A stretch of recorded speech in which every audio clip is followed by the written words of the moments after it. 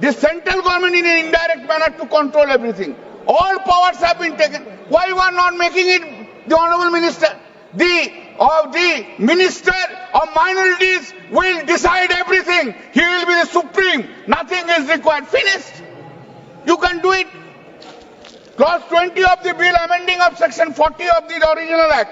If section 40 is deleted, Madam, the Waqf Board power itself will be teethless doll. If section 40 is amended and section 40 is taken away, the Waqf Board will be a teethless doll only. If section 40, then there is no necessity to keep the Waqf Board itself. Do not keep it. Keep the power with the minister of the central government. Minister will decide what is the necessity of the Waqf Board. Everything will be done by him.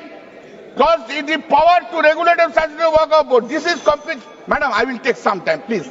Complete reason I am reading very fast. I am going very fast. Waqf Board. The proposed amendment bill under clause 21 seeking amendment of section 46 of the original act once again empowers the central government to make regulations with respect to so and so. Therefore, state power has been taken away. Does it not violate the federal structure of this country? Every power of the state government has been taken away. Only central will do it. That cannot be the violates the fundamental character of the Constitution. Clause 22 amendment section 47 of the Act. The proposed amendment empowers central to call for the audit of any Waqf Board by the CAG. How the CAG can make an audit? CAG can make an audit in a case of consolidated fund. CAG can make an audit in a consolidated fund under the Constitution. How CAG can make an audit beyond the consolidated fund? This is absolutely illegal and improper.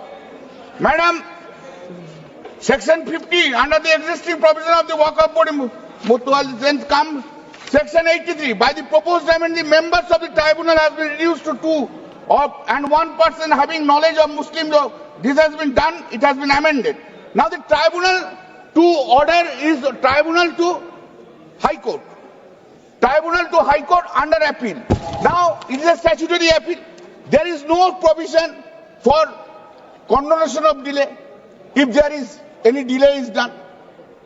If a direct is a statutory appeal, you have not given any power to grant any interim relief to the persons.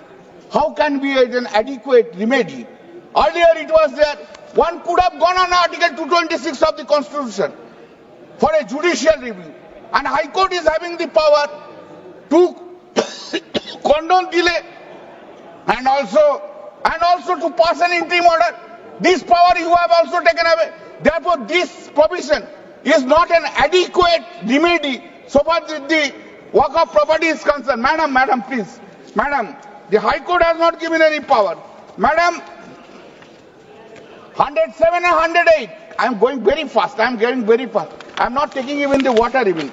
The proposed amendment has an effect on the decision to replace the survey commissioner.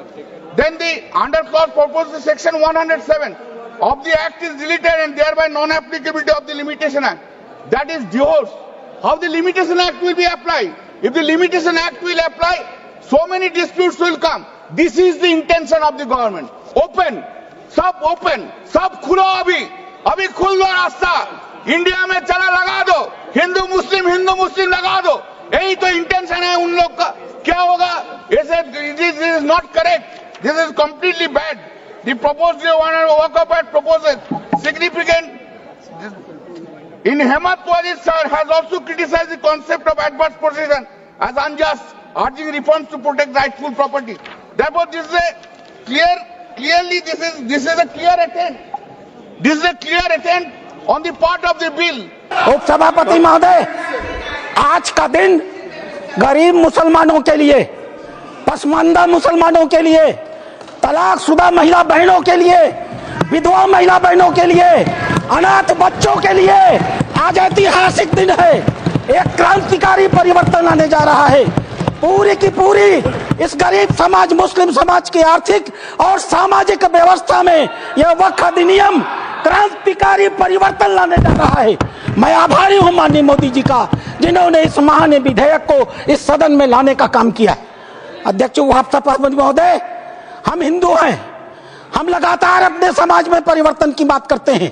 हमने लगातार अपनी समाज की बुराइयों के विरुद्ध संघर्ष किया है। इतिहास हमारा गवाह है। हमारे यहाँ सती प्रथा होती थी, हमने सती प्रथा निषेध अधिनियम लाया। हमारे यहाँ बाल विवाह होता था, हमने बाल विवाह निषेध अधिनियम लाए। हमारे यहाँ विधवा विवाह नहीं होते थे, हमने विधवा विवाह अधिनियम लाया। आश्चर्य की बात होती है जब इस समाज की चर्चा होती है, आश्चर्य की बात होती है इन 75 सालों के अंदर एक बार भी मुस्लिम समाज के संशोधन को लेकर, सुधार को लेकर के, एक गरीब मुसलमान की जीवन की बेहतरी को लेकर के एक बार भी किसी प्रकार के सुधार आंदोलन को इस सदन में लाने का काम नहीं किया। आज यह पहली बार है और हमें गर्व है अपने प्रधानमंत्री पर, नरेंद्र मोदी पर, जिन्होंने इस मुस्लिम समाज के सुधार के ऐतिहासिक विधेयक को लाने का काम किया है। 2014 में माननीय प्रधानमंत्री बने थे। उनके दृष्टि में कभी हिंदू और मुसलमान नहीं होता था, उनका सिर्फ एक नजरिया होता था, गरीब और अमीर। आप गौर कीजिएगा, यह सदन गौर करेगा। हम जनधन योजना लेकर के आए, 42% लाभार्थी मुस्लिम थे। हम प्रधानमंत्री आवास योजना लेकर के आए, 31% लाभार्थी मुस्लिम थे। हम उज्ज्वला योजना लेकर के आए, 37% लाभार्थी मुस्लिम थे। हम मुद्रा योजना लेकर के आए, 36% लाभार्थी मुस्लिम थे। हम स्किल इंडिया लेकर के आए, 22.7% लाभार्थी मुस्लिम थे। हमने प्रधानमंत्री एम्प्लॉयमेंट गारंटी प्रोग्राम चलाया, अध्यक्ष महोदय 70% अधिक मुसलमानों ने उस योजना का इस देश में लाभ लिया। मेरे पार्टी की बैठक है, मुझे बताना नहीं चाहिए, लेकिन मैं कहूंगा, माननीय प्रधानमंत्री इसी बाल योगी सभागार में हम सारे सांसदों की बैठक ले रहे थे। उन्होंने क्या कहा हमसे? उन्होंने कहा, लोग कहते हैं कि मुसलमान भाजपा को वोट नहीं देते। आपको याद होगा मित्रों, उन्होंने कहा नहीं, ये गलत है, देते हैं। और अगर मान लिया जाए कि नहीं देते हैं तो इसका मतलब क्या है? क्या वो देश के नागरिक नहीं है? क्या उनके काम नहीं होने चाहिए? क्या उनका विकास का काम नहीं होना चाहिए? हम सारे सांसदों को उन्होंने मीटिंग में कहा, अपने काम को करते समय कभी हिंदू और मुसलमान न करना, विकास की धारा सारे समाज पर समान रूप से पहुंचाने की बात कही। उन्होंने दूसरी बात कही, मैं पूरे देश को 2047 में विकसित भारत का सपना दिखाता हूं। क्या 20% मुसलमान अगर देश का पिछड़ा रह जाएगा तो क्या भारत का विकास का सपना पूरा होगा? नहीं। हमें भारत के विकास का मतलब है 20% मुसलमान के विकास की भी योजना बनानी है।